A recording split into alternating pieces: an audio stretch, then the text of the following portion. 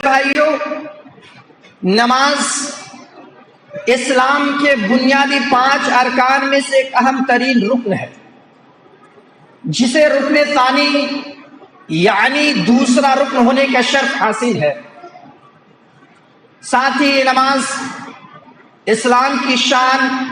مومن کی پہچان، دخول جنت کا لؤلؤ المرجان، نار جہنم سے پناہی اور دخول جنت میں آسانی کا بہترین سامان ہے۔ جب کوئی بندہ دنیا کے دکھوں، تکلیفوں، پریشانیوں سے نڈھال ہو کر نماز کے لیے آتا ہے، اللہ کی بارگاہ میں آتا ہے اور اپنی جبی، اپنی پیشانی کو اللہ کی بارگاہ میں خم کرتا ہے تو پریشانی کا بوجھ ہلکا ہو جاتا ہے، اس کی دکھ، اس کی تکلیف کافور ہو جاتی ہے، ختم ہو جاتی ہے۔ یہی وجہ ہے کہ جب نبی اکرم صلی اللہ علیہ وسلم پر کوئی پریشان کن گھڑی آتی تو آپ صلی اللہ علیہ وسلم فوراً نماز میں مشغول ہو جاتے تھے۔ سنن ابی داؤد کتاب الصلاۃ کی حدیث ہے، حضرت حذیفہ رضی اللہ عنہ بیان کرتے ہیں، رسول کان النبی صلی اللہ علیہ وسلم اذا حسبه امر صلى، کہ جب کوئی معاملہ،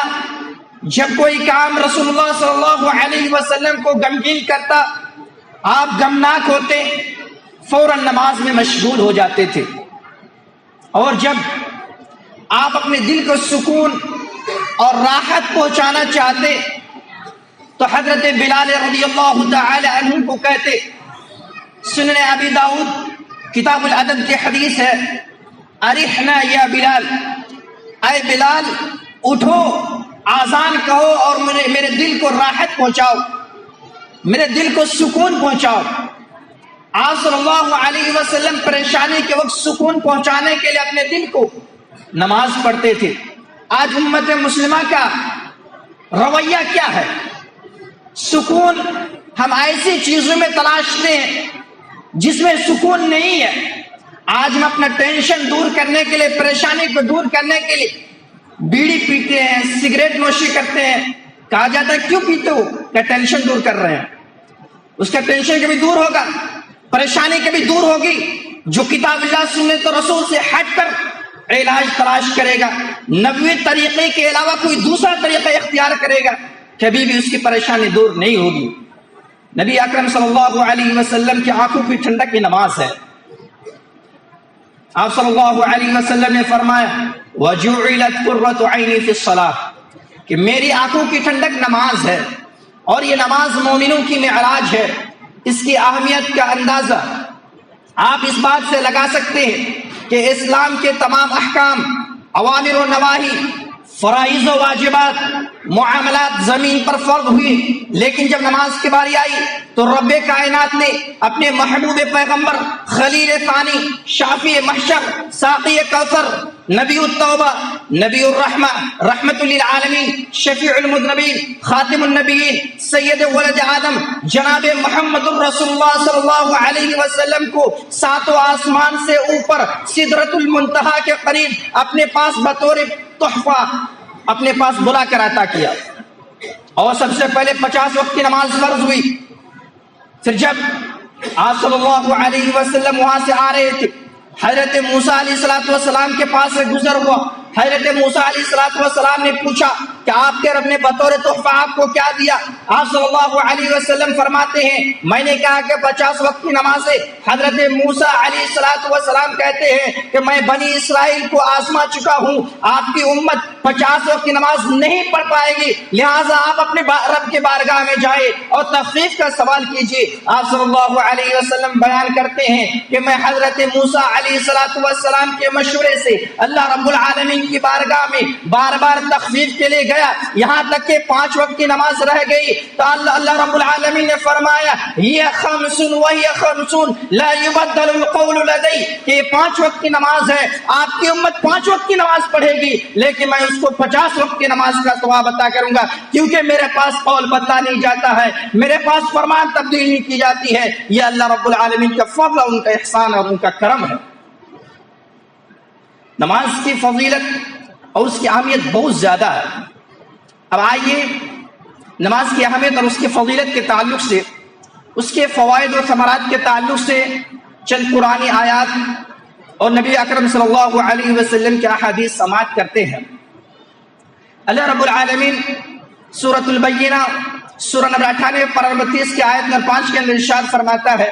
وَمَا أُمِرُوا إِلَّا لِيَعْبُدُوا اللَّهَ مُخْلِصِينَ لَهُ الدِّينَ، انہیں محض اس بات کا حکم دیا گیا کہ وہ اللہ رب العالمین کی عبادت کرے، اللہ رب العالمین کی ریاضت اس کے دین کو خالص کرتے ہوئے کرے۔ اللہ رب العالمین نے ایک جملے کے اندر عمومی عبادت کا حکم دیا اور فرمایا کہ یکسو ہو کر تمام معبودان باطلہ سے بیزاری کا اظہار کرتے ہوئے عبادت کرے، وَيُقِيمُ الصَّلَاةَ وَيُؤْتُ الزَّكَاةَ، اور نماز قائم کرتا رہے، خصوصیت کے ساتھ نماز قائم کرتا رہے، زکوٰۃ دیتا رہے، کیونکہ یہی ٹھوس مستحکم اور مضبوط دین ہے۔ اسی طرح اللہ تعالیٰ سورۃ البقرہ سورہ نمبر 2 پارہ نمبر 1 کے آیت نمبر 43 کے اندر ارشاد فرماتا ہے وَأَقِيمُوا الصَّلَاةَ وَآتُوا الزَّكَاةَ وَارْكَعُوا مَعَ الرَّاكِعِينَ، کہ نماز قائم کرو، زکوٰۃ دو اور رکوع کرنے والوں کے ساتھ رکوع کرو۔ حافظ ابن کثیر رحمہ اللہ اپنی مایہ ناز کتاب تفسیر ابن کثیر کے اندر لکھتے ہیں کہ وَارْكَعُوا مَعَ الرَّاكِعِينَ، یعنی رکوع کرنے والوں کے ساتھ رکوع کرو۔ اس کا مطلب یہ ہے کہ اچھا کام میں مومنوں کا ساتھ دو، اور سب سے بہترین کام نماز ہے، یعنی نماز کو مومنوں کے ساتھ جماعت کے ساتھ ادا کرو۔ اسی صورت کی آیت نمبر 238 کے اندر اللہ تعالیٰ فرماتا ہے حافظوا علی الصلوات والصلاة الوسطى وقوموا للہ قانتین، کہ تمام نمازوں کی حفاظت کرو، تمام نمازوں پر پابندی برتو، اس پر مواظبت برتو، خصوصیت کے ساتھ بیچ والی نماز، درمیانی نماز یعنی عصر کی نماز، وقوموا للہ قانتین، اور اللہ رب العالمین کی بارگاہ میں ادب و احترام کے ساتھ، سکون کے ساتھ، وقار کے ساتھ کھڑے ہو۔ اس آیت کریمہ کے اندر اللہ رب العالمین نے تمام نمازوں کی حفاظت کا حکم دیا ہے، اور حفاظت کا مطلب یہ نہیں کہ ہم گھر میں ہیں تو نماز پڑھنے، سفر میں نماز چھوڑ دیے، تندرست ہے نماز پڑھ رہے، بیمار ہو گئے نماز چھوڑ دیے، یہ حفاظت نہیں ہے۔ حفاظت کا مطلب یہ کہ ہم ہر حالت میں نماز کو ادا کریں، اور خصوصیت کے ساتھ عصر کی نماز کے بارے میں اللہ رب العالمین نے فرمایا۔ اس کے تعلق سے صحیح بخاری کتاب و مواقیت الصلاۃ باب و بیان اثم من فاتتہ العصر، امام بخاری نے کتاب المواقیت الصلاۃ کے اندر ایک باب قائم کیا ہے کہ جس شخص سے عصر کی نماز فوت ہو جائے، چھوٹ جائے، اس کے گناہ کا بیان۔ اور حدیث لائے حضرت ابن عمر رضی اللہ تعالی عنہ کی، حضرت ابن عمر رضی اللہ تعالی عنہ بیان کرتے ہیں رسول اللہ صلی اللہ علیہ وسلم نے فرمایا من تفوتہ صلاۃ العصر فکأنما وتر اہلہ ومالہ، جس شخص سے عصر کی نماز فوت ہو جائے، جس شخص سے عصر کی نماز چھوٹ جائے، گویا کہ وہ شخص ایسا ہے کہ اس کا مال، اس کی اولاد سب تباہ و برباد ہو گیا۔ آپ ذرا تصور کریں، آپ ذرا اندازہ کیجئے، ایک نماز چھوٹ جائے تو سارے اموال اور سارے اولاد تباہ و برباد ہو جاتے ہیں۔ جو شخص سالوں سال نماز نہیں پڑھتے ہیں، مہینوں بھر نماز نہیں پڑھتے ہیں، وہ اللہ رب العالمین کی نافرمانی کو مول لے رہے ہیں، وہ کتنے تباہی، ہلاکت و بربادی کو مول لے رہے ہیں، اور ساتھ ہی ساتھ اللہ رب العالمین کے خیر و برکات سے وہ محروم ہو رہے ہیں۔ اسی طرح نماز کی پابندی کے تعلق سے اس بات کو آپ یاد رکھیں کہ نماز کی پابندی کرنا اور اس کو وقت پر ادا کرنا یہ کامیاب مومنوں کی علامت ہے، یہ متقیوں کی علامت ہے۔ اللہ رب العالمین نے سورۃ البقرہ کی ابتدائی 5 آیتوں کے اندر کامیاب مومنوں کے صفات کو بیان کرتے ہوئے فرمایا الف لام میم ذالک الکتاب لا ریب فیہ ھدی للمتقین، کہ الف لام میم یہ کتاب قرآن مجید جس میں کوئی شک نہیں ہے، جس میں کوئی شبہ نہیں ہے، اور ہمیں متقیوں کے لیے باعث ہدایت ہے۔ الذین یؤمنون بالغیب، جو غیب پر ایمان رکھتے ہیں، جو بن دیکھے اللہ رب العالمین پر ایمان رکھتے ہیں، جنت و جہنم پر ایمان رکھتے ہیں، ویقیموا الصلاۃ، نماز قائم کرتے ہیں، اور ہم نے جو اس کو رزق دیا ان میں سے خرچ کرتے ہیں۔ انہی لوگوں کے بارے میں اللہ رب العالمین نے آیت نمبر 5 کے اندر فرمایا اولئک علی ھدی من ربہم واولئک هم المفلحون، یہی وہ لوگ ہیں جو اپنے رب کی جانب سے ہدایت یافتہ ہے، اور یہی لوگ کامیاب ہیں، یعنی جو لوگ نماز کی حفاظت کرتے ہیں، نماز کی پابندی کرتے ہیں، وہ لوگ کامیاب ہیں۔ اسی طرح اللہ تعالی سورۃ المومنون سورہ نمبر 23 پارہ نمبر 18 کے آیت نمبر 1 اور 2 کے اندر فرمایا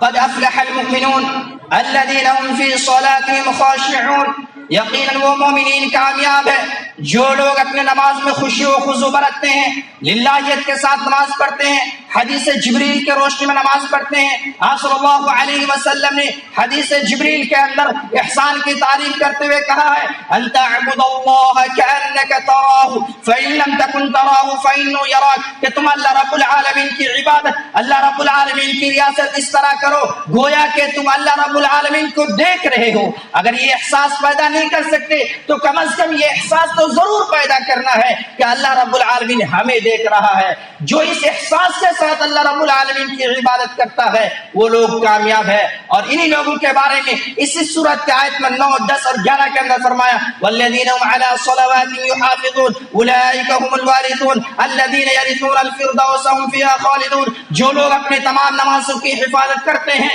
یہی لوگ جنت الفردوس کے وارث ہوں گے، جو ہمیشہ ہمیشہ رہیں گے، لا یموتون فیها ولا یخرجون منها، جو جنت میں نہ ہی کبھی مریں گے، جنت میں اس کی موت نہیں ہوگی اور نہ ہی جنت سے اس کو نکالا جائے گا۔ اسی طرح اللہ تعالی سورۃ المعارج سورہ نمبر 70 پارہ نمبر 29 کے آیت میں 34 اور 35 کے اندر فرمایا والذین هم علی صلاتهم یحافظون اولئک فی جنات مکرمون، جو لوگ اپنی نماز کی حفاظت کرتے ہیں، پابندی کے ساتھ نماز پڑھتے ہیں، نماز میں سستی اور تساہلی سے کام نہیں لیتے ہیں بلکہ جماعت کے ساتھ نماز ادا کرتے ہیں، ایسے لوگ عزت اور اکرام کے ساتھ جنت میں ہوں گے۔ یہ نماز کی حفاظت اور اس کی پابندی کرنے کا فائدہ ہے۔ اس کا ایک فائدہ یہ بھی ہے کہ اللہ رب العالمین خصوصیت کے ساتھ اپنی رحمت کا نزول فرماتا ہے۔ اللہ تعالیٰ فرماتا ہے سورہ نور سورہ نمبر 24 پارہ نمبر 18 کے آیت نمبر 56 کے اندر وَأَقِيمُوا الصَّلَاةَ وَآتُوا الزَّكَاةَ وَأَطِيعُوا الرَّسُولَ لَعَلَّكُمْ تُرْحَمُونَ، نماز قائم کرو، زکوٰۃ دو، رسول کی اطاعت کرو، رسول کی تابعداری کرو، اس کی بات کو مانو، لعلکم ترحمون، تاکہ تمہارے اوپر رحم کیا جائے۔ لہذا ضرورت اس بات کی ہے کہ ہم خود بھی نماز پڑھے،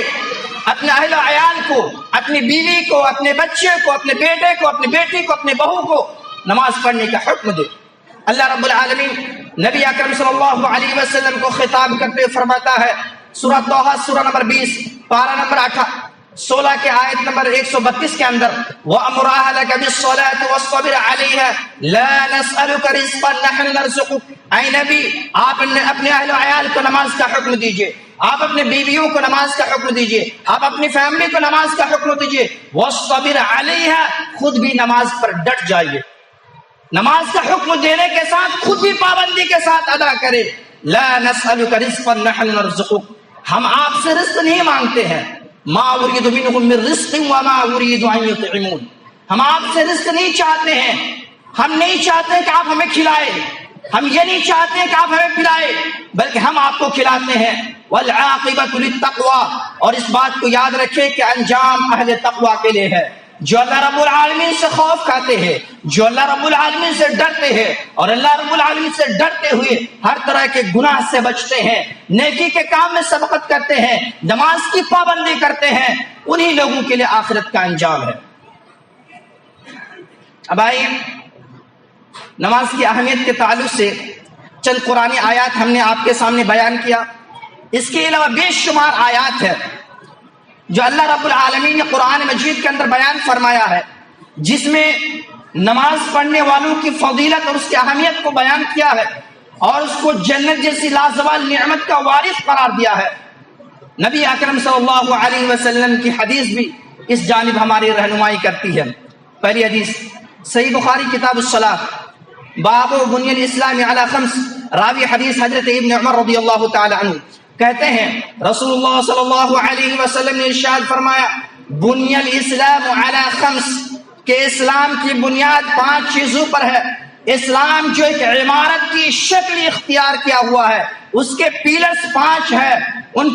5 پیلرز پر اس کی عمارت کھڑی ہوئی ہے۔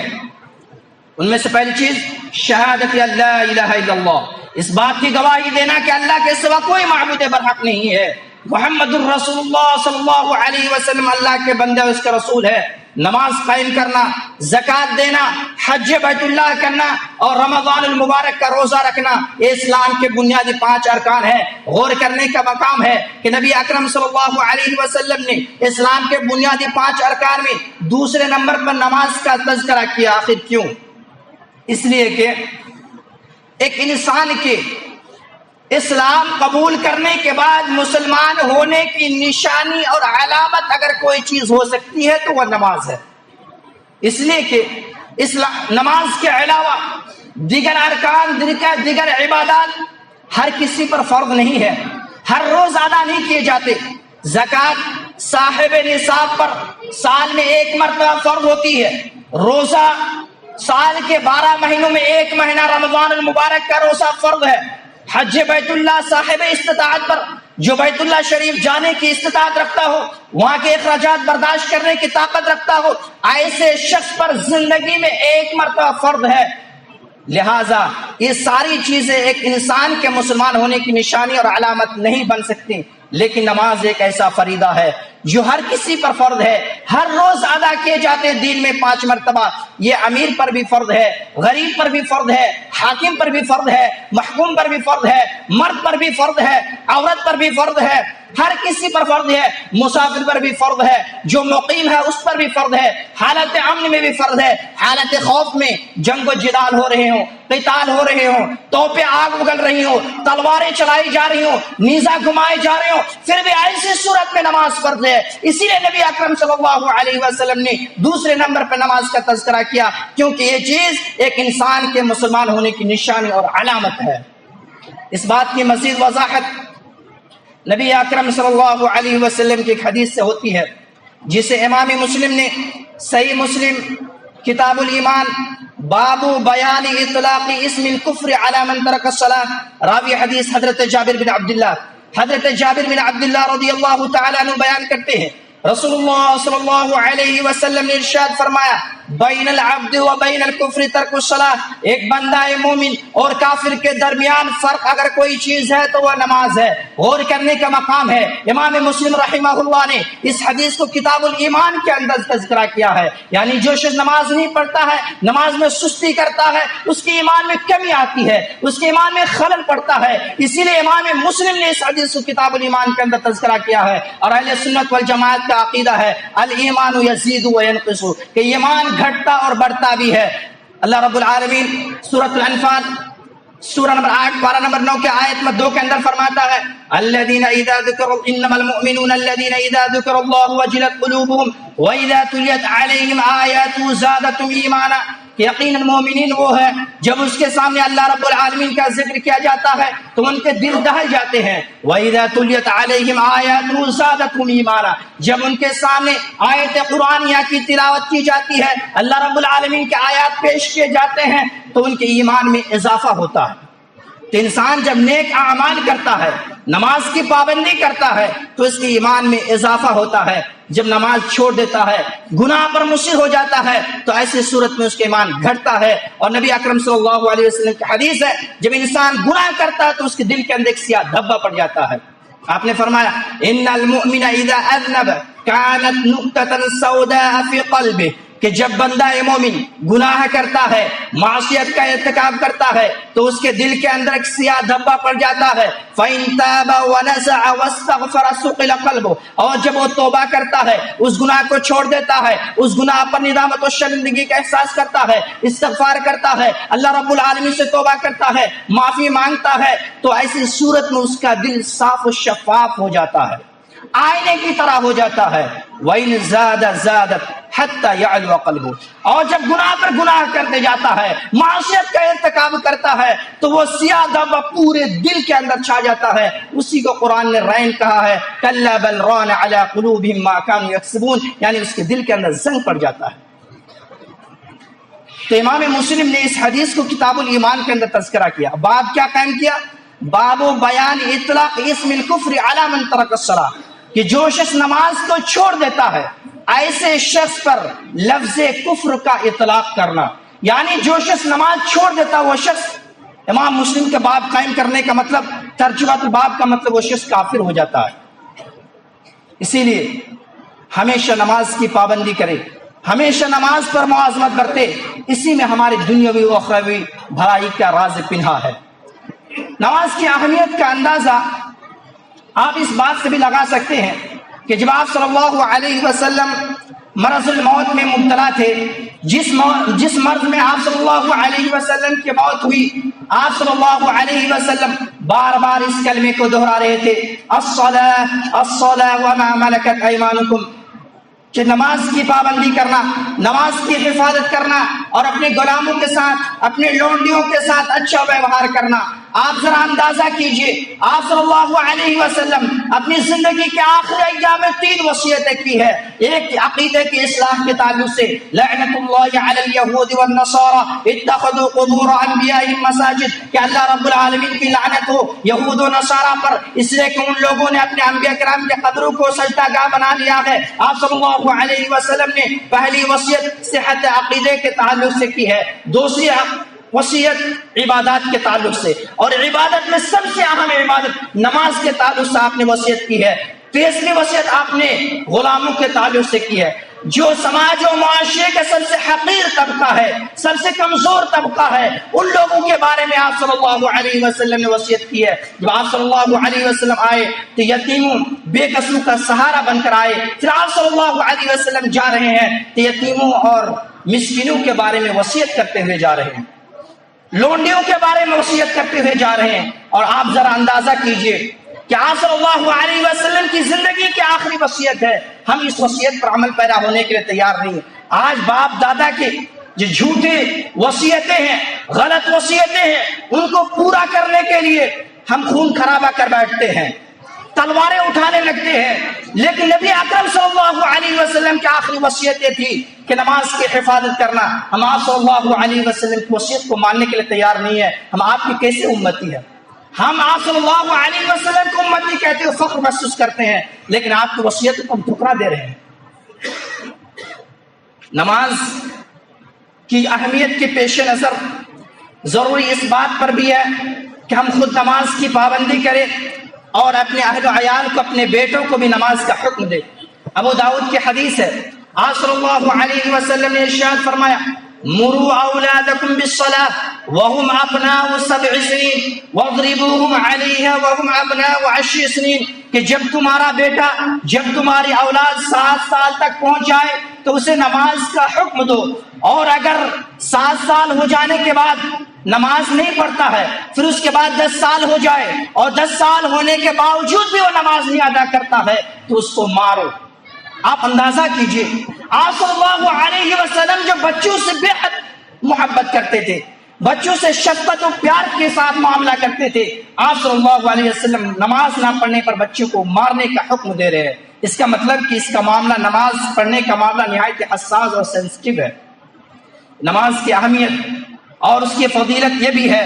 کہ نماز پڑھنے سے اللہ رب العالمین کا قرب حاصل ہوتا ہے۔ جو بندہ نماز کی پابندی کرتا ہے وہ اللہ رب العالمین کا محبوب اور مقرب بندہ ہو جاتا ہے۔ نبی اکرم صلی اللہ علیہ وسلم کی حدیث ہے، مسلم شریف کی حدیث ہے، آپ نے فرمایا، اقرب ما یکون العبد من ربہ وهو ساجد فاکثر الدعاء، کہ بندہ مومن سب سے زیادہ قریب اپنے رب سے اس وقت ہوتا ہے جب وہ سجدے کی حالت میں ہوتا ہے، اور سجدہ نمازی کا ایک پارٹ اور ایک رکن ہے۔ لہٰذا بندوں کو چاہیے کہ اللہ رب العالمین کا تقرب حاصل کرنے کے لیے نماز پڑھے، اور نماز میں سجدہ کو خصوصیت کے ساتھ تنہا نماز پڑھے تو اس میں لمبی سجدہ کرے، سجدہ خصوصیت کے ساتھ لمبا کیا کرے۔ اور آپ اس بات کو بھی یاد رکھیں کہ دنیا والوں سے جب کسی چیز کا ڈیمانڈ کرنا ہوتا ہے، کسی چیز کا مطالبہ کرنا ہوتا ہے تو ہم اس کا محبوب بنتے ہیں، اس کا پسندیدہ ہوتے ہیں، پھر پسندیدہ ہونے کے بعد کسی چیز کو مانگتے ہیں تو وہ چیز ہمیں آسانی کے ساتھ مل جاتی ہے۔ ٹھیک، اللہ رب العالمین سے کوئی چیز مانگنے کے لیے، اللہ تعالیٰ سے کسی چیز کا مطالبہ کرنے کے لیے اللہ کا مقرب بندہ ہونا پڑے گا، اور اللہ کا مقرب بندہ ہونے کے لیے، محبوب بندہ ہونے کے لیے نماز پڑھنا یہ اولین شرط ہے۔ ساتھ ہی ساتھ نماز ادا کرنے سے اللہ رب العالمین سے سرگوشی کرنے کا ایک موقع ملتا ہے۔ جو بندہ نماز کی پابندی کرتا ہے گویا کہ وہ بندہ اللہ رب العالمین سے سرگوشی کر رہا ہوتا ہے۔ بخاری و مسلم کی حدیث ہے، آپ صلی اللہ علیہ وسلم نے فرمایا اذا كان احدكم في الصلاة فانه يناجي ربه، کہ جب تم میں سے کوئی شخص نماز میں ہوتا ہے تو گویا کہ وہ اپنے رب سے سرگوشی کرتا ہے، اپنے رب سے بات چیت کرتا، ہم کلام ہوتا ہے۔ اسی لیے آپ صلی اللہ علیہ وسلم نے فرمایا کہ نماز کی حالت میں تم اپنے آگے اور دائیں جانب تھوکو نہیں، بلکہ تھوکنے کی ضرورت پڑ جائے تو بائیں طرف قدم کے نیچے تھوکو۔ اس وقت ابھی موجودہ دور میں اگر تھوکنے کی ضرورت پڑ جائے تو رومال میں تھوک کر کے آدمی کو رکھنا چاہیے، بعد میں اس کی صفائی کر لینی چاہیے۔ کہنے کا مطلب یہ ہے کہ بندہ جب نماز میں ہوتا ہے تو اللہ رب العالمین سے سرگوشی کر رہا ہوتا ہے، اللہ رب العالمین سے کلام کرنے کا ایک موقع ملتا ہے، اور بندہ مومن جو اللہ رب العالمین سے دلی طور پر محبت رکھتا ہے اس کی خواہش ہوتی ہے کہ اللہ رب العالمین سے لمبی دیر تک کلام کرے۔ حضرت موسیٰ علیہ السلام کو اللہ رب العالمین نے پوچھا وما تلک بیمینک یا موسیٰ، اے موسیٰ آپ کے ہاتھ میں کیا ہے؟ حضرت موسیٰ علیہ السلام نے کہا قال هي عصاي اتوكل عليها واعش بها على غنمي ولي فيها مآرب اخرى، کہ اللہ میرے ہاتھ میں لاٹھی ہے۔ سوال کیا تھا کہ تمہارے ہاتھ میں کیا ہے؟ جواب ہے کہ میرے ہاتھ میں لاٹھی ہے، جواب مکمل ہے، لیکن اللہ رب العالمین سے گفتگو کرنے کا موقع مل رہا ہے، اس لیے بات کو لمبی کر رہے ہیں۔ کیا کہہ رہے ہیں؟ اتوکل علیہ واعش بها على غنمي ولي فيها مآرب اخرى، میں اس لاٹھی پر ٹیک لگاتا ہوں، جھاڑیاں توڑتا ہوں، دوسرے فوائد کے کام بھی اس سے لیتا ہوں۔ تو اسی لیے اللہ رب العالمین سے سرگوشی کرتے وقت، اللہ رب العالمین سے ہم کلام ہوتے وقت خشوع خضوع کے ساتھ اللہ تعالیٰ سے